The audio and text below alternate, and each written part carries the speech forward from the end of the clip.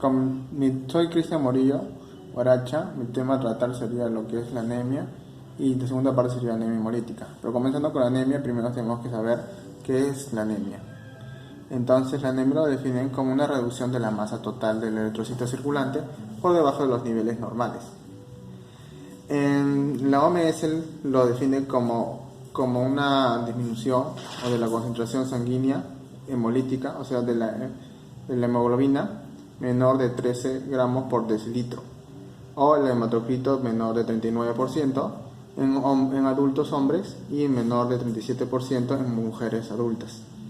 Entonces, como ya está abarcando lo que es la concentración de la hemoglobina en sangre y el hematocrito, para indirectamente descartar la anemia y el número y la masa total de eritrocitos, se usa lo que es la hematocrito y la concentración de hemoglobina en sangre, debido a que prácticamente a que calcular o medir la masa total de eritrocitos es un poco más difícil. Entonces la forma más práctica sería usar lo que es el hematocrito y la concentración de hemoglobina en sangre. Lo que es el hematocrito lo define como una relación de volumen celular de eritrocitos y el volumen total de sangre. Aquí vemos valores de recién nacido, tiene de 13 a 19 gramos por decilitro, y como mencioné anteriormente, que el hombre tiene de 3 a 16 gramos por decilitro y la mujer tiene de 11 o 12 a 14 gramos por decilitro.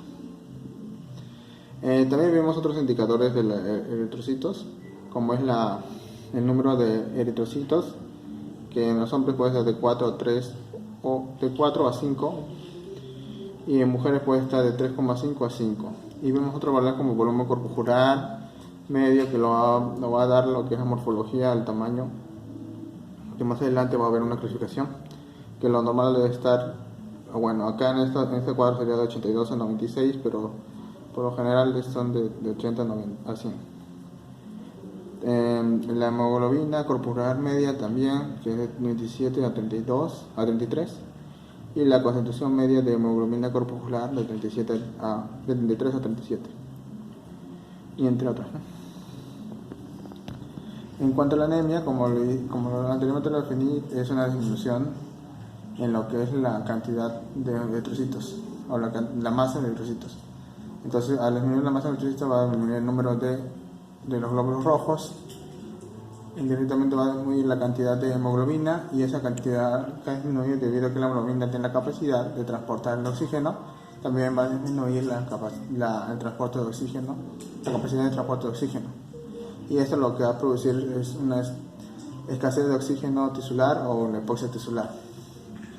Esto, anemia, lo que se indica es una alteración de la función corporal y también de un proceso patológico. Entonces, esta hipoxia tisular lo que puede producir es una hipoxia al nivel del tejido celular, del tejido cerebral, produciendo síntomas como la cefalia, la debilidad o visión borrosa. Y también, si en el caso sean severas, podría producirse fatiga, disnea y debilidad. En lo que es la falta de hemoglobina, va a producir una palidez en lo que es la conjuntiva de la piel y hematocrito en las membranas mucosas y en las lechos unguiales, debido a que la hemoglobina le va a dar color a la piel. Es un factor que le da color a la mucosa y a la piel. También, debido a que la anemia va a tener un mecanismo compensador antes de llegar a niveles ya severos, lo cual va a producirse un incremento del gasto cardíaco, y esto se va a manifestar como una taquicardia, y también una aceleración de la eritropoiesis. Esto es lo que puede causar una hipersensibilidad o dolor en el nivel external y dolor óseo difuso. En cuanto a los síntomas y signos principales debido a cuando ya es algo severo, puede producir palidez, fatiga, cefalia, somnolencia y disnea. Pero la palidez es lo más característico. En cuanto a la clasificación, según su mecanismo causante, podemos ver de que hay tres. Sería lo que es la anemia por pérdida de sangre, anemia por la producción o la disminución de los glóbulos rojos, y la anemia por una destrucción de los glóbulos rojos. Acá vemos el cuadro que es uno de los mecanismos, ¿no? Como la clasificación, la anemia puede, por la pérdida de sangre, puede ser aguda o crónica, y en sus causas podría ser un traumatismo o unas lesiones en el tubo digestivo. En lo que es anemia de destrucción de eritrocitos o hemólisis, generalmente va a ser un proceso ya un proceso de autoinmune, y puede producirse por una deficiencia de las enzimas implicadas en lo que es el proceso, deficiencia de enzimas, también un trastorno en la membrana de los eritrocitos y entre otros, ¿no? En el caso de descenso de la producción de eritrocitos, va a haber un defecto ya genético que puede provocar una destrucción de las células germinales. También un defecto puede ser un defecto nutricional, como es la deficiencia de vitamina B12 y folatos. Y otros ejemplos más que son.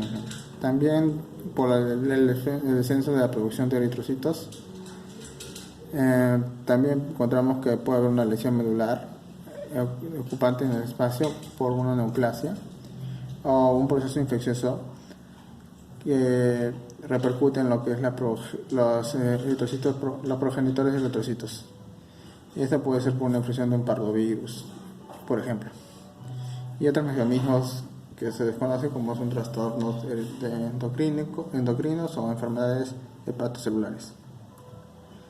También hay otra clasificación por anemia según la OMS, esto es debido a la gravedad. Pueden ser leves, moderadas y graves. En el grado 1 sería leve, de 10 a 15 gramos por decilitro. En el grado 2 de 8 a 9 gramos, 9.9 gramos por decilitro. Y el grado 3 de 7,9 a 6 gramos por decilitro. El primero cubre, el grado 2 cubre el moderado, y el grave ya cubriría el grado 3 y el 4. Y ya cuando es bien grave sería ya menor de 6 gramos por decilitro.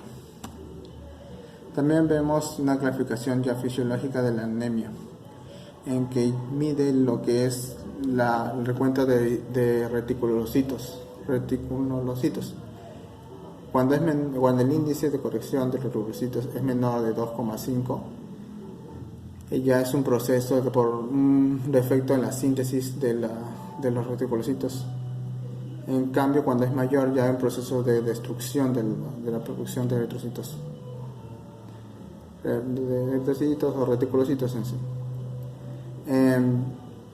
En cuanto a cuando hay un menor de 2,5, o sea, un bajo índice, va a haber ya podemos clasificarlo, depende de su morfología del eritrocito, y puede ser normocítica, normocrómica, o puede ser microcítica o macrocítica. Si es normocítica, por lo general va a ser una hipoproliferación, un proceso de proliferación, y en el caso de micro y macrocítica va a producir un trastorno en lo que es la maduración. En lo que es la hipoproliferación podemos ver, por ejemplo podemos ver un defecto del descenso de hierro. No hay una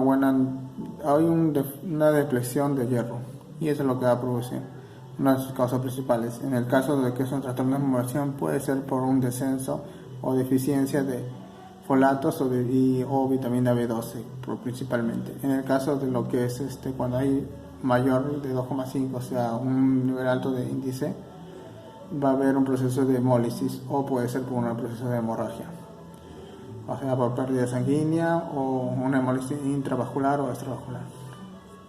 En la otra clasificación dependerá del tamaño o del volumen corporal medio.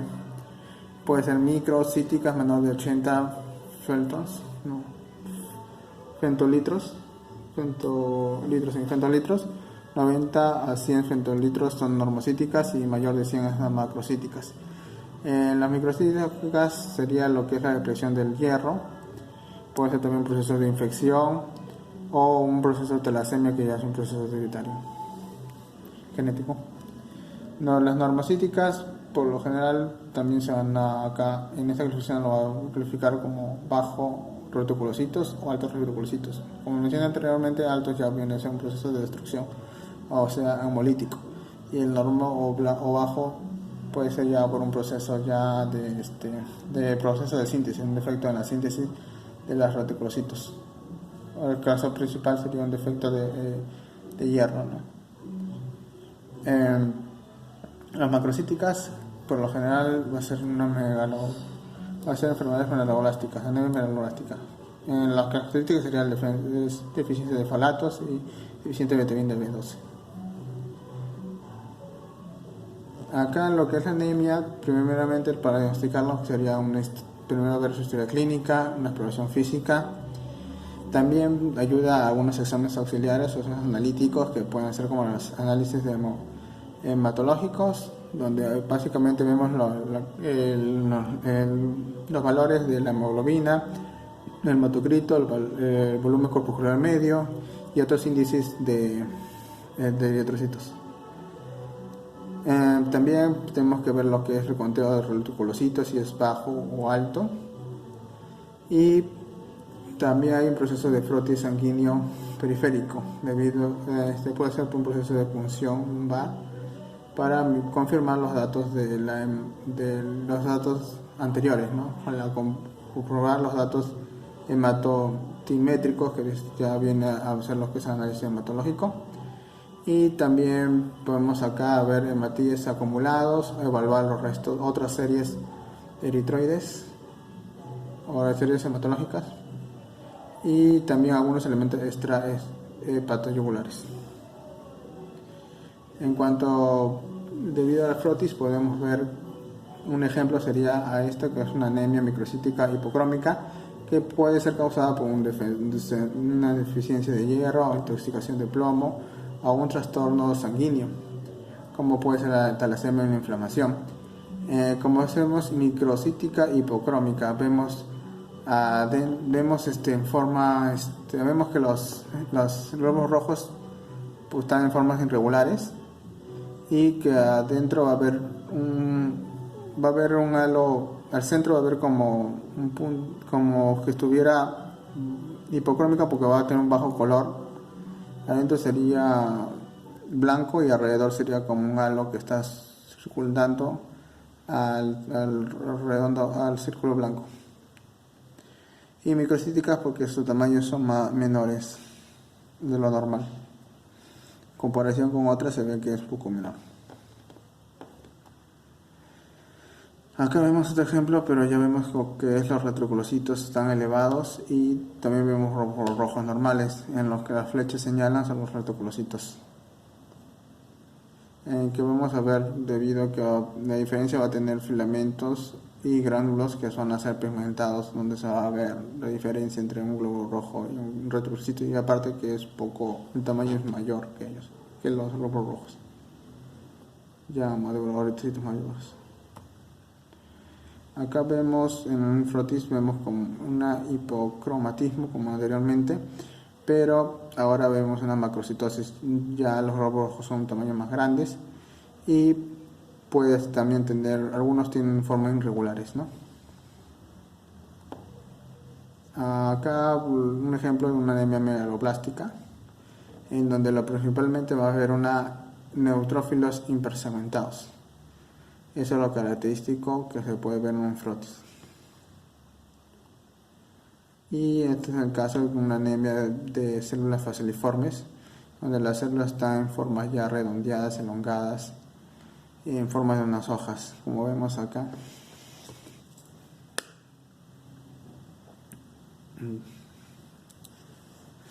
Estos serían algunos ejemplos.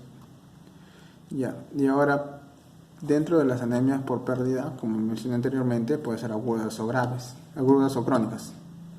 Dentro de se pueden caracterizar por una pérdida del volumen intravascular. Si es masiva, puede producir un colapso cardiovascular, shock y hasta la muerte. Este cuadro dependerá de la velocidad con que la hemorragia o con la pérdida, o sea, la hemorragia, y puede ser también depender si que es externa o interna. En cuanto al volumen, como vemos, ya cuando la persona ha sobrevivido ante ese desgaste de volumen de la sangre, se va a restaurar desplazando agua intravascular o intersticial desde el comportamiento se va a restaurar el líquido perdido o el agua perdida desde el comportamiento intersticial. Y esto va a producir una hemodilución, o sea, va a bajar la concentración de hemoglobina. Por lo tanto, va a bajar la hematocritos.